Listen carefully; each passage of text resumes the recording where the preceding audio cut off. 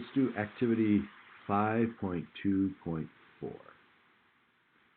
And I want to do these real carefully because I tend to get messed up on these, so I want to make sure we get them right. So, without actually doing the antiderivative of this evaluated from 4 to x, we're just going to call the function in here f of x, or f, we'll call it f prime of x, since it's usually the integral of a derivative. Okay? So if this is the derivative of some function, the integral is asking for the antiderivative, and the antiderivative would be f of x. This is t, so this f prime of t, and so we're going to get f of t. Now we don't know what f of t is, but we are supposed to put x into it, so we're going to have f of x minus f of 4, using the fundamental theorem of calculus. But then we're supposed to take the derivative of this with respect to x. Now, the derivative of f is back to this function. And we're supposed to put in x. So e to the t squared, replacing the t with an x, becomes e to the x squared. And the derivative of f of 4, well, f of 4 is 4 put into the function, is a constant. So the derivative of the constant is 0, and so we get just that. Now this one's a little different. I misspoke in both classes on this, so I'm going to do this one nice and carefully here. I might need some more paper here, so let's do this. I might run off. Okay, so normally inside the derivative, this would be the derivative, but it says the derivative of this, so this must be f of t. And it says, take the derivative of that. So we're going to find f prime of t, only we're not going to find it. We're just going to say, suppose we did take the derivatives. And we could use the quotient rule and find that derivative, but I don't want to do that. And then, once we take the derivative of that, which is something, and then we have to integrate that from minus 2 to x dt. So the integral of the antiderivative of this is back to this function. So I'm going to take this function and plug in x. So this would be the original function, f of t, evaluated from minus 2 to x. So if I plug x in here into this function, I get x to the 4th over 1 plus x to the 4th. That I stated was it, but we have to put in minus 2 into this, so we get minus 2 to the 4th.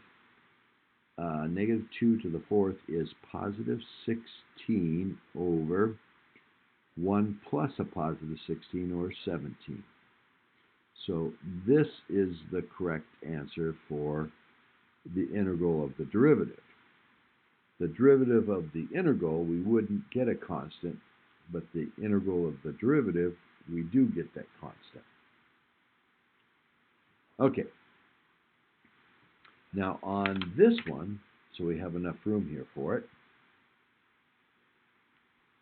this is backwards. The x needs to be up on top to use our rule here, so we're going to go do the negative of this, so we're going to have the derivative with respect to x of the negative integral of 1 to x cosine t cubed dt. So now this is inside the integral, not a derivative of it. So this would be f prime of t. And so whatever the antiderivative of this is, we're just going to call it f of t. No prime on it. The antiderivative will be f of t. And f of t, we need to plug in x and then 1 and subtract them. So we're going to get f with x in it minus f with 1 put in it, and the negative of that, and then we have to take the derivative of that. So the derivative of that would be, well, the derivative of f is back to f prime, which was this. So it would be this with x put in it. So if we take the derivative of that, we get f of t, and but we got to put x in it, so we get cosine of x cubed, and it's minus there. And then the derivative of f of 1, that's a constant. The derivative constant is 0, so that's gone. And so this is our final answer. Now, I had the right answer for that one. But then they turn it around again on me, as they did in B. So now we've got to be careful again. So these two kind of cancel out. So this will be the f of t.